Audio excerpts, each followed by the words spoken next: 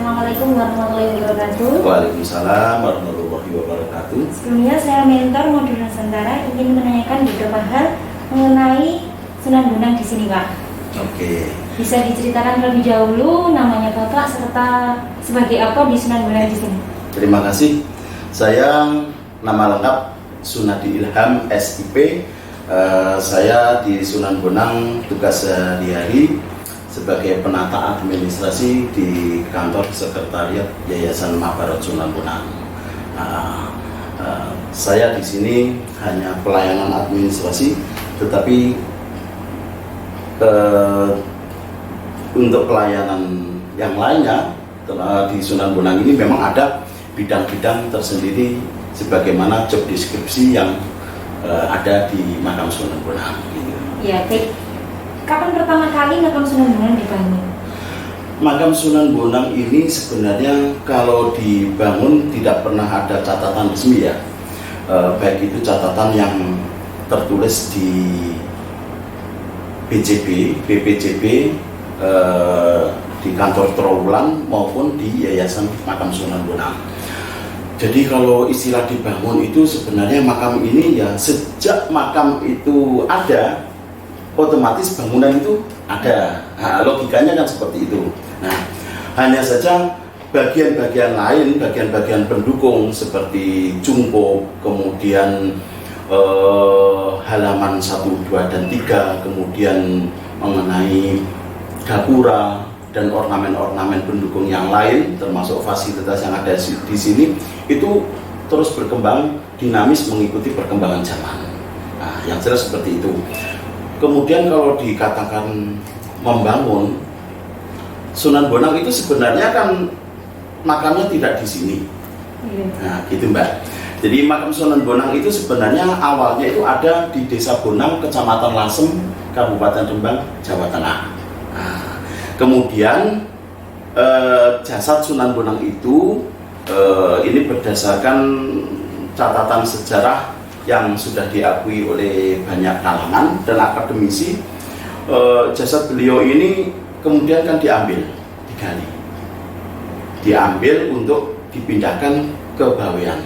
Siapa yang memindahkan ini? Murid-murid Sunan Bonang yang ada di Pulau Bawean. Tetapi dalam perjalanannya itu jasad beliau ini ternyata nyampe di perairan Tuban, itu tidak mau melanjutkan perjalanan sampai ke Pulau Bawean. Nah, dengan izin Allah, jasad beliau ini yang diangkut dengan kapal kayu itu berhenti di perairan Tuban. Kemudian akhirnya diputuskan untuk dimakamkan di sini. Jadi tidak diteruskan ke Bawean, tidak dikembalikan ke Lasem, ke Rembang, tetapi cukup dimakamkan di sini. Nah, sejak jasad beliau ini dimakamkan di Tuban, sejak itu pula ada bangunan makam Sunan Bonang. Nah, kalau dirunut ke belakang, diperkirakan beliau ini kan meninggal tahun 1625 ya, kurang lebih. Coba nanti kita cek di catatan, kalau ada kesalahan nanti bisa dibetulkan. Kira-kira beliau ini dimakamkan di sini sekitar 3 hari setelah pemakaman di Lasem Rembang, gitu. Jadi kalau dihitung mundur sejak kapan bangunan itu ada, jadi sekitar tahun 1625 ini. Sekitar tahun 1625. Kemudian bangunan-bangunan yang lain menyusul, seperti bangunan musola. Ini sebenarnya statusnya masjid, tetapi ini tidak difungsikan sebagaimana masjid pada umumnya. Jadi tidak digunakan sholat Jumat, kemudian tidak digunakan sholat Idul Fitri, juga yang lain. Tetapi kalau ini dihitung sebagai musola, ini terlalu besar, secara fisik terlalu besar. Tapi kalau dianggap sebagai masjid, ini terlalu kecil. Tetapi statusnya masjid. Nah, sejak itu bangunan-bangunan yang lain menyusul, seperti bangunan jungkup. Bangunan jungkup itu mulai ada sejak makam itu ada, kemudian bangunan jungkup itu ada, kemudian dibangun pula kelir. Nah, tadi itu ya tahu kelir. Nah, jadi kalau gerbang ketiga ini, gerbang terakhir, ini gerbang kedua, gerbang terakhir, gerbang ketiga itu Mbak tadi masuk, kemudian ada tembok putih yang ada piring-piringnya, itu kelir. Itu namanya kelir. Nah, dan hampir semua bangunan cagar budaya yang masih menggunakan nilai-nilai peninggalan Hindu, ya itu rata-rata ada kelirnya. Nah, hanya saja bentuknya tidak sama persis. Intinya itu ada kelir, gitu. Dan kelir itu punya makna filosofi sendiri, gitu. Sebagai pembatas, secara fisik sebagai pembatas, gitu. Nah, tetapi secara batiniah itu sebenarnya pembatas juga, pembatas rohani manusia. Nah, ketika sudah nyampe di halaman ketiga harus sudah terbebas dari semua urusan dunia. Nah, tinggal masuk di halaman 3, zona inti, zona utama untuk menyatukan hati terpusat kepada Tuhan. Seperti itu. Kalau sudah berapa kali mengalami pemugaran di Sunan Bonang ini, Pak? Wah, sudah berkali-kali ya, sudah tidak terhitung lagi. Dan pemugaran itu memang tidak menyeluruh. Jadi pemugaran itu sifatnya insidental, menurut kondisi yang dibutuhkan. Hanya saja pemugaran sebenarnya tidak pemugaran ya, karena kalau pemugaran itu seolah-olah konotasinya itu kita membuat bangunan baru, merobohkan bangunan lama, membuat bangunan baru. Tetapi kalau hanya sekedar penambahan bangunan itu memang iya, seperti bangunan di belakang, bangunan Jungkup. Jungkup yang ada sekarang yang besar itu terakhir ini adalah proses yang proyek yang besar, Mbak ya. Itu sekitar tahun 2010 ada pembangunan Jungkup baru tanpa mengubah Jungkup yang lama. Jadi Jungkup yang lama itu yang kecil yang ada di tengah itu masih tetap utuh, sama sekali tidak diubah. Kemudian termasuk materialnya juga tidak diubah, kemudian ditambahi lagi Jungkup yang baru. Nah, ini untuk agar bisa menampung kapasitas yang lebih besar pengunjung yang ada, gitu. Kemudian kalau renovasi kecil, ini yang terakhir adalah bangunan di Gapura yang kedua ini, Gapura Paduraksa. Gapura yang kedua ini karena ada kerusakan kecil di ujungnya yang paling atas itu, kemudian ada perbaikan. Kalau istilahnya cagar budaya itu, istilahnya BPJB, ini adalah restorasi, gitu, restorasi.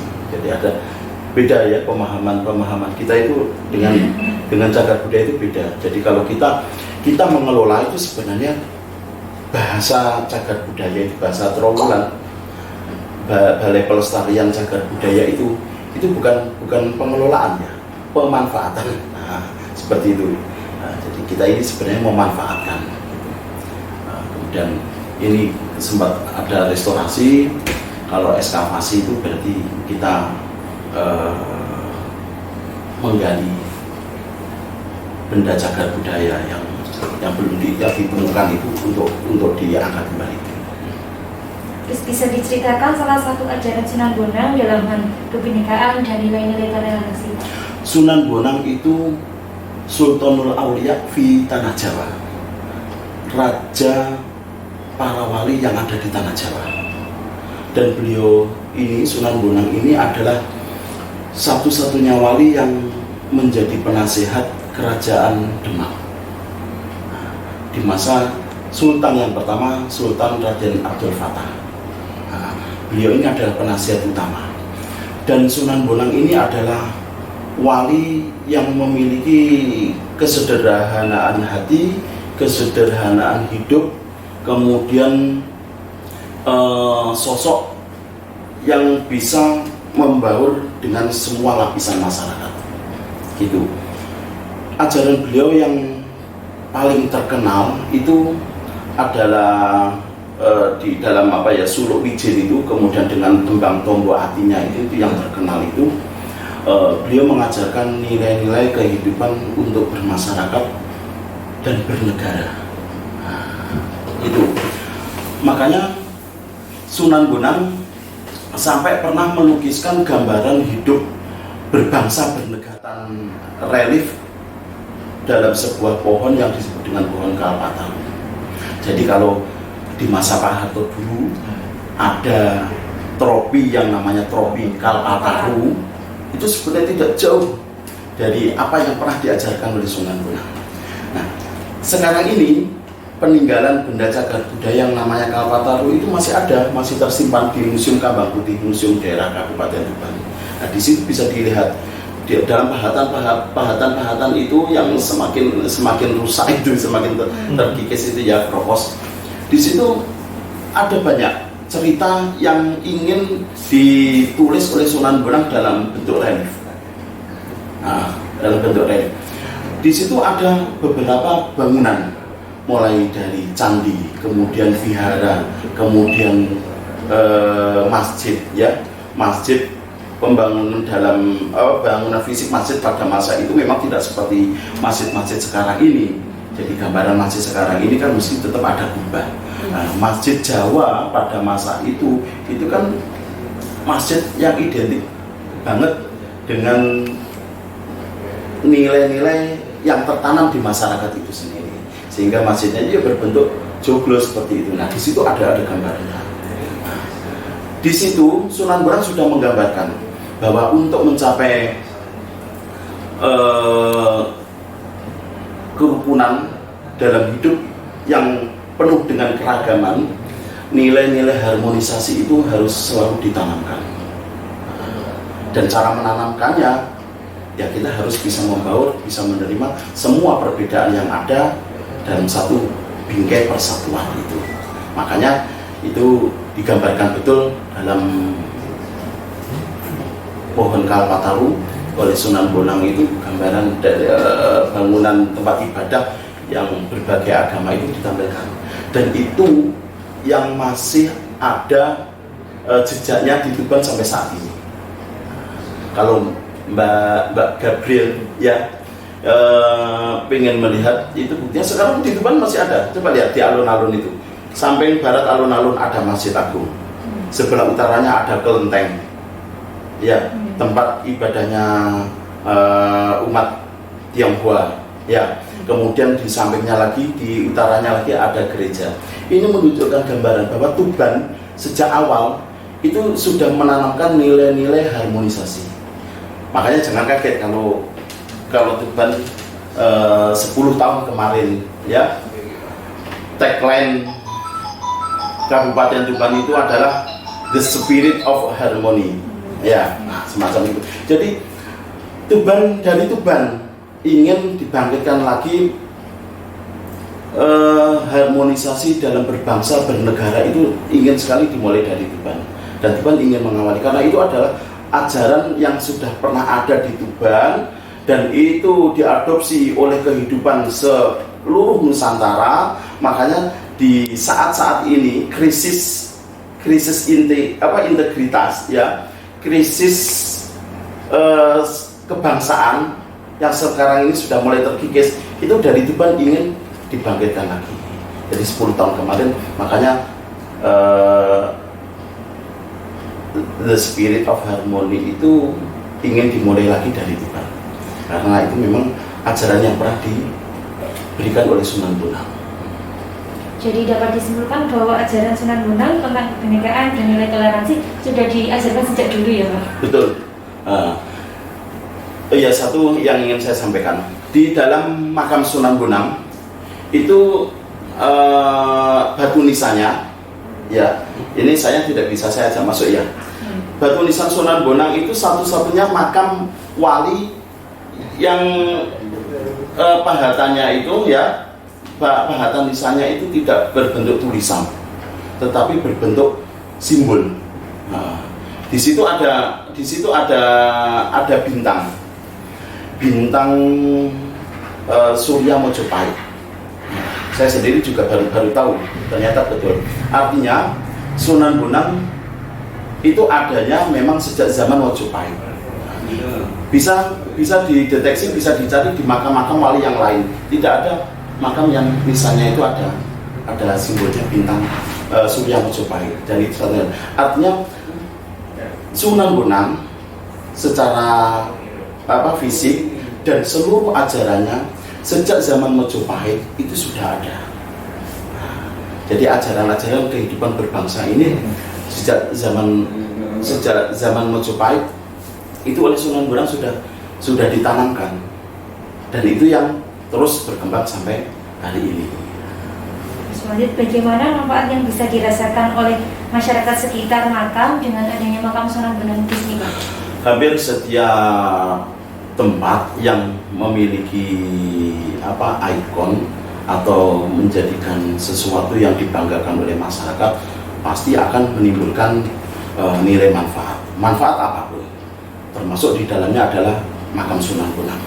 Makam Sunan Bonang dengan segala kebesarannya, baik nilai historinya, nilai arkeologinya, kemudian nilai geografisnya, dan semuanya itu, ini adalah suatu keberuntungan dan suatu anugerah yang luar biasa bagi masyarakat Tuban secara khusus dan seluruh Nusantara, karena kemanfaatan keberadaan makam Sunan Bonang terutama yang ada di Tuban ini memiliki nilai manfaat yang luar biasa sekali, terutama nilai ekonominya.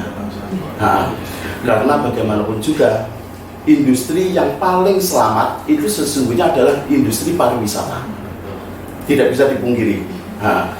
Industri kimia, industri apapun ya mesti memiliki efek baik dampak sosial masyarakatnya maupun polusinya dan macam-macam. Nah, industri yang paling aman itu adalah industri pariwisata dan tidak akan pernah luntur selamanya. Nah, pariwisata itu bisa digali dari manapun.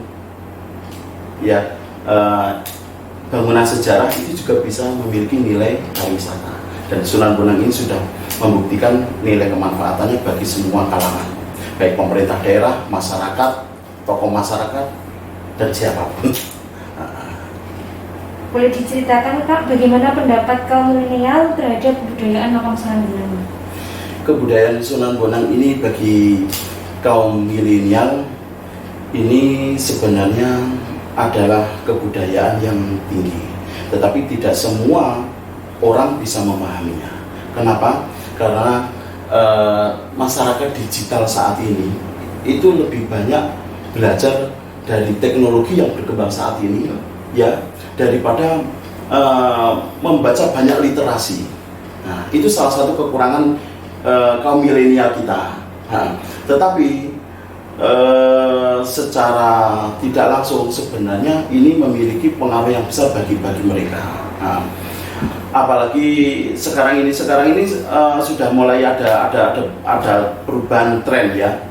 Jadi Sunan Bonang ini, terutama di makam Sunan Bonang ini, sudah sering sekali menjadi bahan kajian adik-adik mahasiswa dari ITB, kemudian dari ITS, dari UNER, dari berbagai perguruan tinggi yang membuat studi, membuat riset ke sini. Kenapa seperti itu? Karena ternyata Sunan Bonang itu memiliki kekayaan yang luar biasa yang bisa ditulis secara ilmiah untuk ditampilkan di masa kini. Gitu. Jadi nilai-nilai masa lalu yang bisa ditampilkan kembali di masa kini. Nah, jadi buat kaum milenial ini adalah suatu keberuntungan, dan mereka sekarang ini mengakui betul, kaum milenial ini mengakui betul bahwa ternyata ada nilai-nilai terpendam yang ada di Sunan Bonang ini yang bisa menjadi sebuah kekayaan baru bagi orang-orang yang hidup di masa kini. Baik, Pak, terima kasih, jawabannya sangat luar biasa. Terima kasih juga, saya minta maaf. Mungkin hanya itu yang saya tahu dan bisa saya sampaikan. Barangkali bisa didukung dengan berbagai literatur yang ada nanti. Monggo ditambah sendiri begitu. Sebuah ornamen pahatan relief dalam sebuah pohon yang disebut dengan pohon Kalpataru. Jadi kalau di masa Pak Harto dulu ada tropi yang namanya tropi Kalpataru, itu sebenarnya tidak jauh dari apa yang pernah diajarkan oleh Sunan Bonang.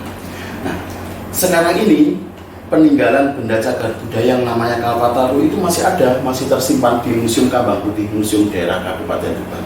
Nah, di situ bisa dilihat dalam pahatan itu yang semakin rusak itu, semakin terkikis itu ya kropos. Di situ ada banyak cerita yang ingin ditulis oleh Sunan Bonang dalam bentuk relief. Nah, dalam bentuk relief. Di situ ada beberapa bangunan, mulai dari candi, kemudian vihara, kemudian masjid, ya, masjid. Pembangunan dalam bangunan fisik masjid pada masa itu memang tidak seperti masjid-masjid sekarang ini. Jadi gambaran masjid sekarang ini kan mesti tetap ada kubah. Nah, masjid Jawa pada masa itu kan masjid yang identik banget dengan nilai-nilai yang tertanam di masyarakat itu sendiri. Sehingga masjidnya juga berbentuk joglo seperti itu. Nah, di situ ada gambarannya. Nah, di situ Sunan Bonang sudah menggambarkan bahwa untuk mencapai kerukunan dalam hidup yang penuh dengan keragaman, nilai-nilai harmonisasi itu harus selalu ditanamkan. Dan cara menanamkannya, ya kita harus bisa membaur, bisa menerima semua perbedaan yang ada dalam satu bingkai persatuan itu. Makanya itu digambarkan betul dalam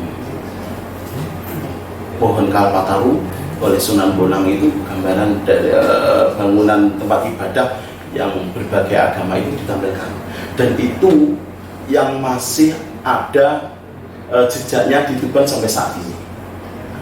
Kalau Mbak Gabriel ya pengen melihat itu buktinya, sekarang di Tuban masih ada. Coba lihat di alun-alun itu, samping barat alun-alun ada Masjid Agung, sebelah utaranya ada kelenteng, ya, tempat ibadahnya umat Tionghoa, ya. Kemudian di sampingnya lagi, di utaranya lagi ada gereja. Ini menunjukkan gambaran bahwa Tuban sejak awal itu sudah menanamkan nilai-nilai harmonisasi. Makanya jangan kaget kalau Tuban 10 tahun kemarin, ya, tagline Kabupaten Tuban itu adalah the spirit of harmony. Ya, nah, semacam itu. Jadi dari Tuban ingin dibangkitkan lagi harmonisasi dalam berbangsa bernegara, itu ingin sekali dimulai dari Tuban, dan Tuban ingin mengawali karena itu adalah ajaran yang sudah pernah ada di Tuban dan itu diadopsi oleh kehidupan seluruh Nusantara. Makanya di saat-saat ini krisis integritas, ya, krisis kebangsaan yang sekarang ini sudah mulai terkikis, itu dari Tuban ingin dibangkitkan lagi. Jadi 10 tahun kemarin, makanya the spirit of harmony itu ingin dimulai lagi dari Tuban, karena itu memang ajaran yang pernah diberikan oleh Sunan Bonang. Jadi dapat disimpulkan bahwa ajaran Sunan Bonang tentang kebinekaan dan nilai toleransi sudah diajarkan sejak dulu, ya Pak? Betul. Ya, satu yang ingin saya sampaikan, di dalam makam Sunan Bonang itu batu nisannya, ya, ini saya tidak bisa saya ajak masuk, ya. Batu nisan Sunan Bonang itu satu-satunya makam wali yang pahatannya itu, ya, pahatan nisannya itu tidak berbentuk tulisan, tetapi berbentuk simbol. Nah, di situ ada bintang Surya Mojopahit. Saya sendiri juga baru tahu, ternyata betul. Artinya Sunan Bonang itu adanya memang sejak zaman Mojopahit. Bisa dideteksi, bisa dicari di makam-makam wali yang lain. Tidak ada makam yang misalnya itu ada simbolnya bintang Surya Mojopahit. Dan itu artinya Sunan Bonang secara fisik dan seluruh ajarannya sejak zaman Mojopahit itu sudah ada. Jadi ajaran-ajaran kehidupan berbangsa ini sejak zaman Mojopahit itu oleh Sunan Bonang sudah ditanamkan, dan itu yang terus berkembang sampai hari ini.